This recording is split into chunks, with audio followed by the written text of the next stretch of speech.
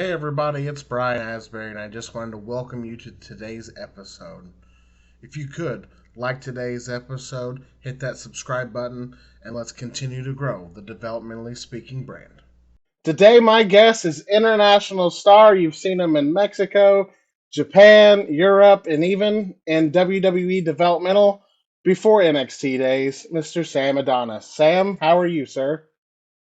I am happy to be here to discuss the legend of Dale Mabry itself, FCW, in the short amount of time I spent. Well, I'm going to ask you a question you probably get asked quite often. And what made you want to get into professional wrestling? I grew up around it. My dad was an independent promoter, kind of family business, if you will. My brother Corey Graves from WWE was one of the top wrestlers in the Pittsburgh area when I started, so I had some really good training, and I was kind of introduced the hard way, if you would. Believe it or not, he actually kind of beat the hell out of me. He wanted to make sure that I earned it because I was going to carry on his legacy and his reputation. And with all the independent drama and BS and whatnot, he wanted to make sure that anybody that's going to see Sam Adonis, they're going to have to know he earned it. So he used to beat the heck out of me, would never let me quit, made sure I was blown up 3 days a week. And here we are, 15 years later. So, what age did you decide that this was something you were going to pursue? It's weird because I don't think I ever decided I was going to pursue it. I've always just known that's what I was going to do. It kind of was just, yeah, don't worry about it. I'll be a wrestler. I'm gonna be a wrestler. I don't need any of this stuff. And I'm sure it was a very traumatizing logic to my parents, but I don't know. I'm really big into the manifestation thoughts and things like that, and I just always knew I was going to be a wrestler. So in high school, I was 300 pounds. I was 6'1". I was the furthest thing from an athlete, and everybody was just like, Sam's not going to cut it. And honestly, if you asked most of the wrestlers that were around my dad's company at that time, they would have told you Sam's going to be a promoter or a referee or something. He loves it too much. He's got the mind for it, but they just can't cut it as a wrestler.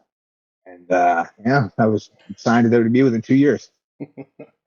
So, when you first started your training, did you just stay in that Pittsburgh area, or when did you start to branch out a little bit? It was basically Pittsburgh, and I did a few shows in Philadelphia or New York City, but really I only had about a 2 year run doing the independent stuff that way. And honestly, it was just I wasn't ready. Hmm. I think that's something that in the end, you know, hindsight being 2020, when I first sent my package to WWE and tried to get booked as an extra and whatnot, my brother was mad. He says, "Absolutely not. Why did you do that? You're not ready." And hindsight being 2020, he was absolutely correct. And I'm sure we'll get into more detail here. But you couldn't tell a 20-year-old kid that, absolutely not. I'm not ready. Absolutely, I'm ready. Hmm. And the history tends to unfold as it should. So, when did that interest from WWE begin, and how did that come about? I ended up sending my package in, much to the chagrin of my brother, and he told me, "Oh, you're going to embarrass yourself, whatever." Next thing you know, I was booked for uh, extra talent. This would have been in Baltimore, Maryland, and Washington D.C. And at this time, my brother had done extra work probably 12 to 15 times, and my brother was very close on multiple occasions to signing an agreement with WWE. I feel like it was one of those things where within any amount of time he could end up with that job. And he was kind of just, yeah, you're not ready, you're not ready, don't screw this up for me. And the next thing you know, I was invited down for one of the week-long tryouts at FCW. They used to give those out just to assess talent in the meantime before the dude decided to hire somebody. So I went down for 1 week and gave it my all. I worked as hard as I could. I was very happy with the way it went. I'm sure now, looking back on it, I probably embarrassed myself at that moment too. But it was one of those things where I was, wow, this is real. They put me in a hotel in downtown Tampa. They rented me a convertible, and I'm 20 years old at the time. I couldn't even go to the bar yet, and I feel like WB is going to hire me. So I was walking on cloud nine, and I might have had a little bit of misdirected self confidence. But a couple weeks later, after the tryout, I heard nothing, and I finally called Ty Bailey, who was in charge of talent relations at the time, and I said, "Hey, I haven't heard anything from you." And he says, "I'll tell you what. You seem like a good kid. You seem to have your head and your heart in the right place. I'm going to give you a shot." And he said, "Don't make me regret this." And yeah, there we go. I think after all was said and done, I kind of made everybody decide that 20 and 21 years old is a bit too young to be given out developmental contracts at that point. Hmm. So, what was your initial thoughts when you're down at FCW? Was it, when people think of WWE now, they see the Performance Center, but that's not what developmental was forever. This is probably a hot warehouse in Tampa, Florida. It was awesome. It was literally, it just felt like the big time because I grew up around the independents, and I knew everybody in the Northeast, and my brother was doing enough. I would travel with him to Ring of Honor days, go to the ECW arena. I knew a huge amount of nationwide independent talent, but just day one walking in the door, and you realize there's guys that are 6'9", 6'10", Jack, chiseled. I remember Brodus Clay and Andy Jackson. Lucky Cannon was there. Mason Ryan. These guys, they were literally, what I remember as being a WWE superstar. These guys larger than life, literally. And that kind of put things into perspective. Like, oh man, this is real. This isn't, the indies anymore. And I think at that point in time, I was still kind of misguided by my preconceived notions of what wrestling was, and Hmm. how we all love the business, and oh yeah, just go out there and kick it and have fun and make friends. And I learned quite quickly that it was a much more cutthroat and harsher work environment than I thought it was. Hmm. So when Ty Bailey did say, "Hey, we're going to give you a shot," how long before you officially relocated to Tampa, and how was your first, couple days, weeks getting through the developmental system? Was it what you thought it would be? Well, this is kind of, I think I got started off on the wrong foot because they wanted me to report after January. And I was so hell bent to get down there and start. My sister lived in Sarasota, Florida at the time. So I just wanted to get there. So you know what? I can be there. I can be there at the beginning of December. I jumped the gun by a month, and I went down there without my own apartment. I stayed at my sister's house, and I was doing a 90-minute commute every morning to Dale Mabry back. And mind you, this was the first time that I had ever lived away from my parents' house. So there was a lot going on, a lot of things that probably weren't the best situations in hindsight. I wanted to live the Florida life, go to the beach all day Sunday, but I have to be at FCW at 7 a.m. So I think my overzealousness kind of attributed to my poor start, if you will. And then I was just so desperate to move up to Tampa that one of the other FCW guys that got released at the time, he was subletting his apartment. And I said, "Oh, yeah, I'll take it. I'll take it." And, I'm really big into, your positive spaces and energy and feng shui and whatnot. I kind of moved into this old crappy apartment, and, I just don't think I ever got my bearings. And it almost. How was working with the coaches there? Were they receptive? Because there's been like they had their favorites, and then what FCW out of all of them, it seemed like they were throwing models, football players, wrestlers, athletes. Was it just a lot of people when you were there? Yeah, it was much more big time showbiz than it was wrestling at the time. I think towards the end, right before I got released, is when they were doing the NXT TV show. Hmm. Before they started doing it as a brand, they had they kind of had a little bit more. They were leaning towards the Seth Rollins, Low Key, and that kind. It was just kind of blossoming, and I had hope because I considered myself part of that crew, but it was so different then, and it was all about just the coaches were incredible. They were so great and smart, and it was, as a wrestling fan that pays attention for years, I'm loving it. Just listening to these guys, having just learn from the best. But you could kind of see that it was just so spread out, and there wasn't very much accessibility for someone like me to get to go have time with Dusty Rhodes or Tom Pritchard. They were great to me. Most of them were very friendly, but they had bigger fish to fry. They have guys that are going to be on TV, and 3 months, and they have to get that done. So I wasn't able to impress the people I would have or should have, and I think it's a lot of the other issues I had kind of piled on top of that, and yeah, I wasn't worth keeping, I guess. Did you get to pitch any ideas for yourself? So how did that process work? Like, how did you come up with your name? So at the time, I was basically I guess you could call like a over the top Ric Flair ripoff. I'm 20 years old. I'm chubby. I wear tiny trunks. More like a Buddy Rose or something that was just, Hmm. I, it worked well on the indies. It was kind of familiar, as in what the point is, but this kid's an idiot, and I was able to make it work, and it was entertaining for what it was.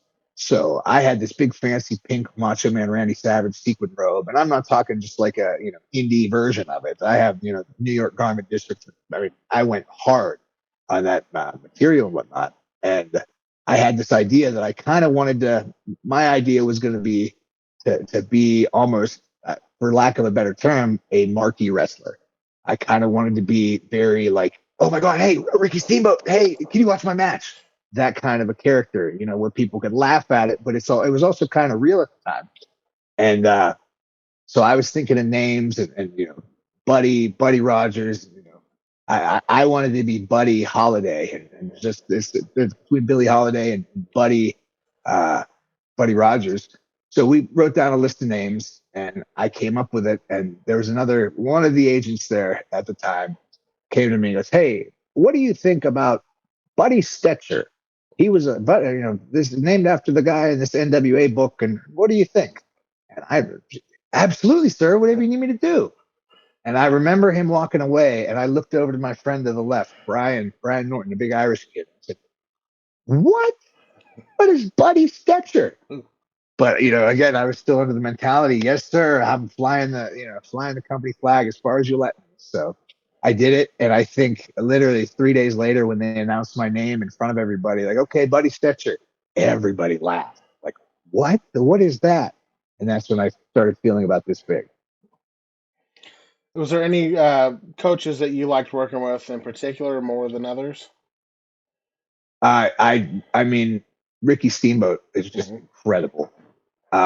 It's crazy because I really got along with all the coaches. Tom Pritchard, one of my favorite people.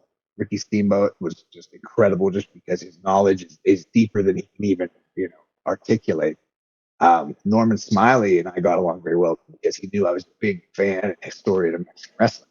So we were able to sit there and talk about the most obscure dates from 1993, and that kind of helped my cause in the beginning because there's very few people that come in with that depth of knowledge, Hmm. and that helped out a lot. That also helped me with William Regal when he started doing commentary for FCW towards the end of my run. I was told to pick him up at the airport randomly one day, and it was the same thing. He says, "Hey, use this time wisely. Ask me questions." And I started like really hitting like, what was the difference between British wrestling in the '70s and how they were now? What would you think? And I think they're kind of that's not a normal question. What's up with this guy? So good, bad, or indifferent. I think I stood out that way. But I mean, everybody was amazing. And again, it's these guys are the best in the world, and they wouldn't have that job. Exactly. Is there any moments that stand out more than others during your time there? Is there anything you wish you would have been able Oh, to do? You say you had a cup of coffee there, but yeah, so I ended up getting injured. I was wrestling. I only had, I think, either 2 or 3 matches. I think maybe three, including a battle royal. Mhm. Um, but I was injured against Michael Tarver. I took like a chop block to the front of the knee, but my leg stayed planted. And I think had hindsight be 2020, been 2020, I tore my meniscus at the moment. And I was too young and inexperienced to know that, just grin and bear it a little bit, just play the game, don't say anything. Because this was a different time. This is 2012 or 11, where, it wasn't quite as what's the right word? As regulated as it is now, and that safety wasn't the main concern as it is now. Mhm. Um, and so I insisted, okay, I need to go to the doctor. I need to get surgery. And next thing you know, this kid that's had 2 matches is responsible of probably $100,000 worth of medical bills.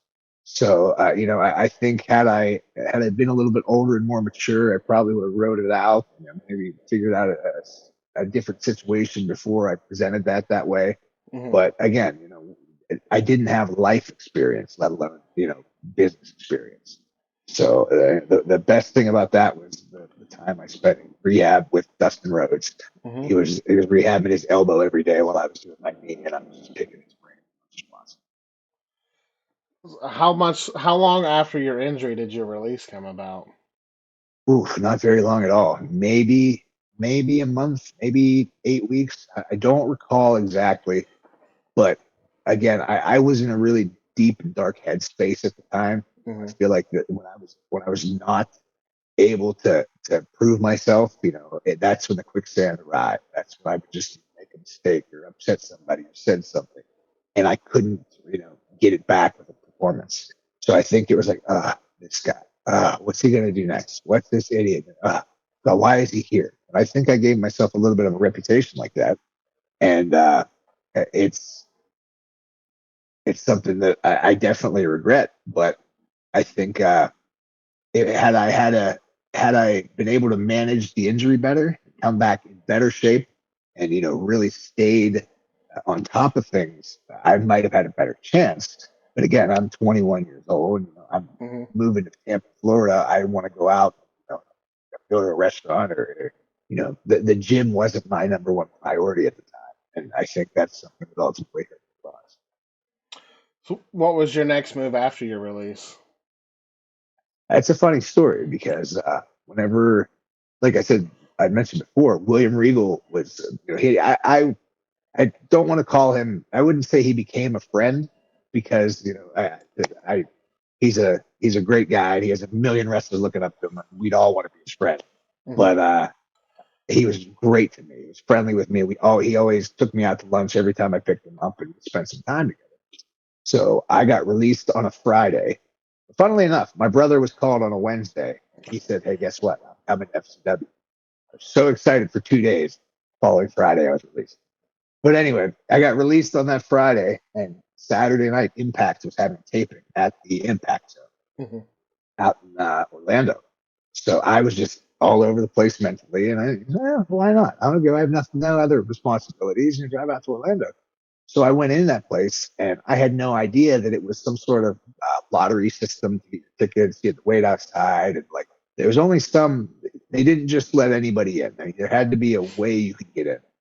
So I went and saw that, and I saw a bunch of the FCW fans, and everyone was, "Oh, there's Stetcher, there's Body Stetcher," and you know, after about 3 minutes, I'm like, I was just released from WWE. I'm not going to sit here and, Hmm. with the fans and try to get in, and, kind of be like that, be desperate, if you will. As I was walking back out of the park to my car, William Regal was at Universal with his wife and kids, and he was walking the opposite direction. I said, "Oh my God, what are you doing here?" He says, "Yeah, a friend got him tickets. He just had no idea that Impact happened to be running." And he says all day he's ducking and dodging the fans and whatnot. But I told him I was released, and he says, "I'm sorry to hear that. What do you do now?" And I says, "I'm not going to stop. It's what I do." And at the time, I had become really good friends with a few of the British wrestlers there who were telling me about their company in the UK, All Star Wrestling, and that was Brian Dixon's company, which was around 50 years. And at the time, they were doing 150 to 175 shows a year. And something in my mind was thinking, if I can get there, that'll right this wrong. So I told him about that. He said, email me on Monday, remind me to message Brian, and then I'll get back to you. So I messaged him and said, hey, I hate to bother you, but he told me to message you back. And he messaged Brian Dixon, and within about, I think maybe 3 or 4 days, I was already booked for the entire summer in the UK. So I want to say it was like 10 or 12 days later, I was able to, I went to the UK and started wrestling. And I mean, that was the time of my life. I was still getting my buyout from the WWE contract, still getting paid Hmm. while I was working in the UK. And it was just the best. And to go from such a strict and organized environment where, again, you have to be mentally tough for it. Hmm. You have to be a bit business savvy to navigate your way through, to going to, almost the last wrestling territory where you're wrestling the same towns once a week and you're traveling on the road and you have friends everywhere. And it was really, it's what my soul needed to Hmm. continue on. And I ended up working there for the better part of 4 years. Um, it was just perfect. It was perfect for me to really hone my craft, hone my style. I was able to take what I learned from FCW and apply it to what I was, and really kind of develop into who I became. And that ultimately led to me, getting a very big opportunity with CMLL in Mexico, and that because I was a seasoned finished product from the Hmm. UK. Well, there's no better compliment than William Regal, helping you out like that. So that speaks volumes that he would even do something like that, or what he sees in you. I mean, it was incredible the entire time I got to spend with him. Hmm. I remember going to IHOP with him and just talking with him about the German tournaments. And again, I think one thing, and it's not necessarily just in wrestling, but it's everything, every walk of life. You cannot, you know, BS your way through passion. There's certain things that if you love something so much and you're talking the innermost anatomy of something, the pros and the experienced veterans of the industry are going to say that one's not like the rest. Hmm. That's love. You can't. And these guys have been through it all. They've seen it all. They've had a million young wrestlers trying to BS them and trying to get what they want out of them, hustle and swoon. But I think when you bring up that depth of knowledge, just learning and curiosity and the amount of questions that I would ask, I think it kind of showed that maybe I am a little bit different than the rest. Um, and in the end, I mean, to this day, it's helped me immensely all over the world. My time in the UK, I buddied up with Robbie Brookside immediately because the same thing, talking about wrestling. Some of the stars in Mexico, it took a while to learn how to speak my Spanish, but once I did, I'm asking these superstars about wrestlers that most guys my age have never heard of, and that kind of there's something about this, and it's just been invaluable to me across my entire career. So just because I'm a little bit more of a nerd than everyone else. So how is your time in Mexico? That's like back then, especially, everybody had to go to Japan. They wanted to go to Mexico, and it's just different wrestling there. Like it's love, it's passion. I feel like every time I've seen it, it's a different, It is yeah. very, it's completely different. It's Mexican wrestling is much more. It tugs at the heartstrings even more. It's so much more passionate. I see the best correlation you can make is Japan is very technical, very in depth. You're watching to analyze, whereas Mexico, even though they do incredible, deep cut, crazy things, it's much more about the good versus evil. So it's I learned an immense amount in Mexico. I was working with Ultimo Dragon, Negro Casas, Blue Panther. Some of the biggest stars in history were the guys that I had 3 or 4 month long program with. And down in those areas at the time, it wasn't just 3 or 4 matches a month. We'd have 3 to 5 matches a week, and I'm wrestling a guy that's literally wrestled 40 years. So the on the job training was absolutely incredible. CMLL has a reputation unlike anything. And you can even look back at most of the New Japan big stars. They're sent on their excursions at CMLL because that's where they really get it beaten into them about the dedication and the actual technique of what they're going to bring back to Japan. So I had to learn in that environment. I had to train with everybody, and I got very lucky due to just the circumstances, right place, right time, and it catapulted me into a star. Now I'm currently with AAA, and I didn't realize it at the time, but the fact that I was in CMLL is what gave me my credibility to AAA. AAA uses a lot of American wrestlers or Japanese wrestlers, brings people from all over the world in, but they don't see me as your average American import. They see me as a CMLL guy, which, again, if you really understood that, that's about as big of a compliment as I could Hmm. get from anyone. Knowing what you know now, would you say that door is still open? And then is that something, When you felt like the time was right, is that something you would pursue again? With Definitely. I try to look at it as, and again, bringing William Regal back up, I mean, there's probably 2,000 wrestlers on this planet that will tell you that Regal told them the same thing. He says, go out, make a name for yourself, you get some growth, and become something that we need. And um, I think I took that to a next level. I have never been the guy that's really tried to set the internet on fire. I've never been the guy that does things for clout. I've made a really good living for the last 12 years just as an unsigned professional wrestler. So hmm my priorities have always been around learning, becoming the best, becoming, you know, having the respect of my peers.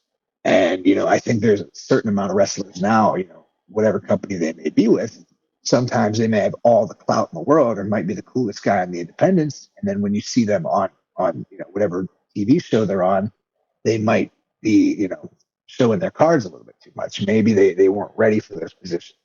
I look at this as I've put the work in. It's taken 12 years. I think I've become a proven package. hmm And the argument could be made is yes, I'm not the biggest favorite of the internet wrestling community, but I can't walk around the streets of Mexico City without getting people asking for autographs and pictures. hmm So you got to weigh that out. Yes, someone might have more followers, but that following is across the world. hmm I've had mainstream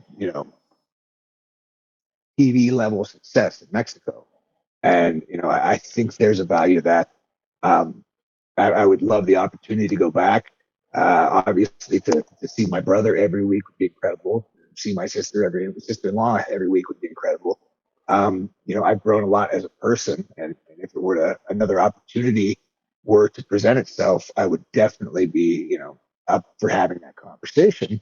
However, I've been around this long enough to know that you don't get your hopes up. I've really been lucky to establish myself and have some security in Mexico City.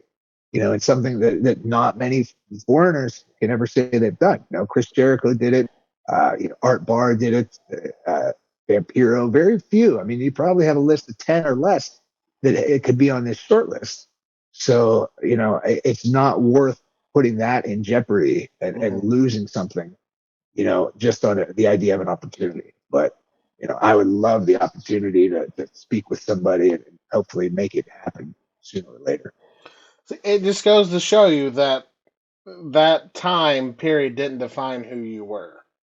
You've shown, Ab- you've shown what you're Absolutely. capable of and what you're still capable of. Well, I think even at my time in FCW, I was almost like everybody's idiot little brother. Like I didn't have any enemies. I didn't, I kind of, it was one of those, he's nice, but he shouldn't be here. Nobody really disliked me. I don't think. I mean, I'm sure someone would be on this podcast one day and tell you how terrible I was, but I got along with everybody. Everybody knew how much I loved it. And again, the amount of history and knowledge and ideas that I always had for it, a lot of people always kind of knew, yeah, Sam, he's got kind of the mind for this. So one of my, bigger compliments to this day, it happens. Not as often as it did 5 years ago, but to this day, someone can be released or somebody that's just looking for an opportunity. A lot of times, I'm the first stop. hmm If maybe you're recently released from a developmental contract, you know what? Message Sam. He's always doing that. He's all over the place. And I've had, I mean, big names have messaged me and they say, "Hey man, how you been? How do you get all this European stuff? How do you sort all this Mexico stuff out?" And I've always done my best to pay it forward and help hmm anybody I can. Because again, you never know who you're going to meet on the way up. So I've helped people out, but it just makes me feel good and kind of what would be the word? Makes me feel validated hmm that even though I haven't been the mainstream TV star or the top internet wrestling star, I think I have a bit of a reputation where if you want to pursue this and really try to figure out the inner workings of the international scene, that's Sam. You became that day that Regal stuck his hand out to you. Exactly, Yeah. exactly. So again, it's it's one of those things where I'm so grateful for the time I had there because it taught me so much. Even though it was only 11 months, I learned so much about the wrestling business and real life. But at the end of the day, just being able to say that I was a WWE developmental contracted wrestler gave me instant credibility anywhere. Mm-hmm. And I was able, Brian Dixon didn't just accept some American named Sam. Oh, he's one of the OWB guys. I walked into CMLL in the front door and, basically got a main event job. And yes, I was a polished product and I could do what I did, but they were thinking, who's WWE? Mm-hmm. They have no idea. I've never even, I maybe done two WWE TV tapes my entire time I was there. But yeah, it's been great. I've made lifelong friends out of it, and I think it's just constantly the the essence of why I'm able to navigate my waters the way I do. I think when it's time for you to maybe hang up the boots, I think you'd be a good coach for sure. Is Oh, that something absolutely. you've I ever think that considered? I honestly I like coaching. I like Mhm. teaching, and I've done plenty of seminars around the country. I don't have the patience to be a coach yet. I would love to be able to pay it forward and teach the younger generation, but I think a lot of wrestlers now, when they reach a certain level, when they have a certain amount of fame, they think, oh well, if I have a school, I Mhm. can make more money. Realize how much effort and time you have to put into that school, and how much you might be overlooking. And Mhm. me personally, I still think I have a lot left to give in the ring. I think that my best days are still ahead of me, but I don't think I'm one of these guys that's completely ate up with this and No. just obsessed with every aspect of wrestling, top to bottom, 1906 to 2006. So Is there 2007 sucked. what's some more goals that you have for your career? Um, Honestly, I think my number one thing I want to do more than anything is the only thing I haven't done, and that's have a baby picture. Uh, I've really done well in Mexico. I'm very proud of that, and um, I'm self-taught Spanish speaker. I learned Spanish in about 3 months, and I've really had all the success in the world down there. I love Mexico. I love the country. I love the people. It's literally like I get giddy when I get to go to Mexico City this weekend. But um, I do press, I do TV shows and whatever, and I get along with everybody. And at the end of the day, I always have to come back to being the bad guy. And a lot of times people are, oh man, I didn't realize you were the bad guy. Because the way I am as a person, I like treating people with respect. I like, just being a fun guy to hang out with. I think one day, hopefully sooner than later, there will be a major uh, babyface or technical turn for Sam Adonis in Mexico. And that's when the real measuring stick begins. Because, I think I've done well as a heel. I've had the reputation, I've had the work, but, to be someone that the fans support, that's a little bit easier to make tangible. It's easier to measure. And, if I was the guy that people are coming to see, clearly the stock will increase.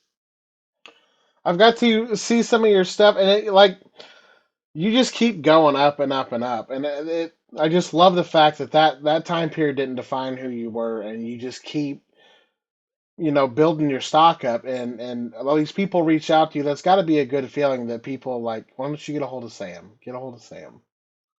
It's Speaks definitely a volumes great as the feeling. person you are. Right. Well, I also feel like, and again, a lot of it comes back from my studying or my deeper knowledge into what wrestling is.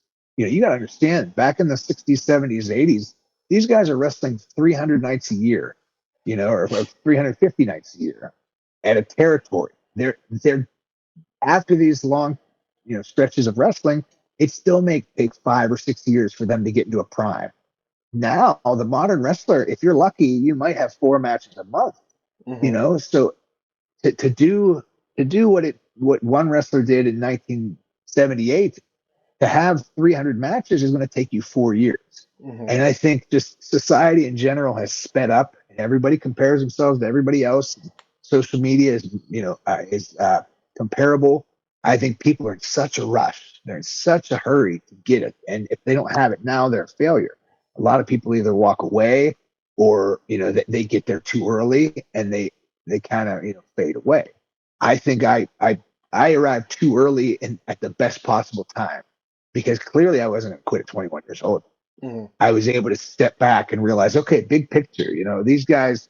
You think about the top guys in the 80s and 70s. These guys were 15, 20-year pros when they got their big run. So I don't think it's a rush. I think it's just like any industry. There's no substitute for experience. And another guy it's super inspiring is AJ Styles. AJ Styles was the best wrestler in the world for years, but he didn't have to call WWE. He didn't have to bang down the door. He just did his thing. And it was nice because to this day he still proves he's that guy. He's Mm-hmm. that good.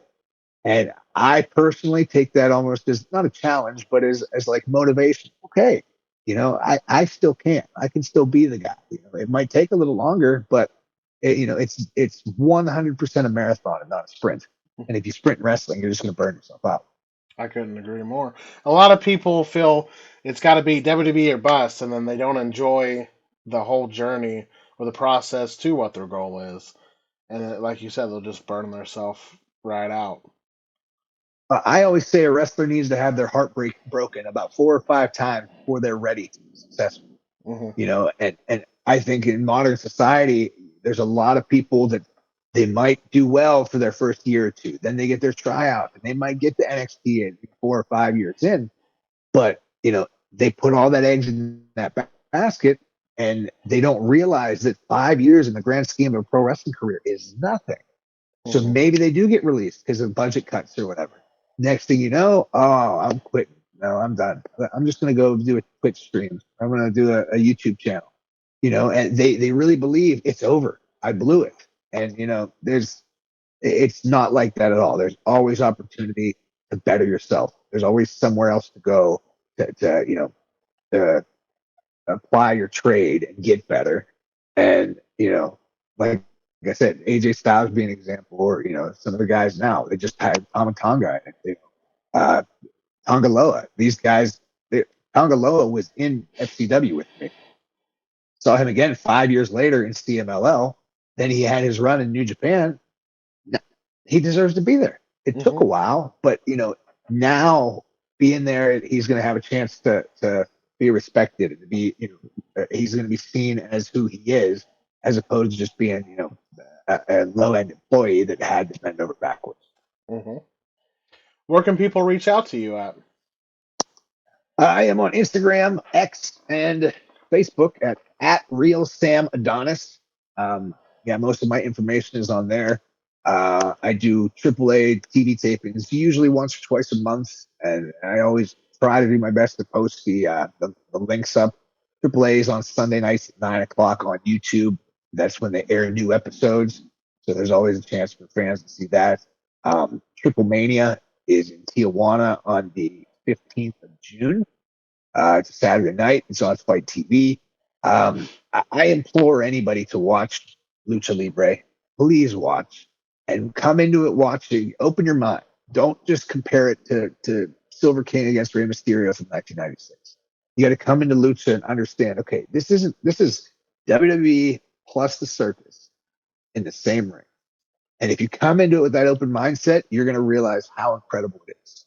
So please support AAA, support me wherever you can, support your local independents, and support your favorite brands. I mean, it's awesome to see how hot wrestling is right now, and Hmm. everybody has their piece of the pie.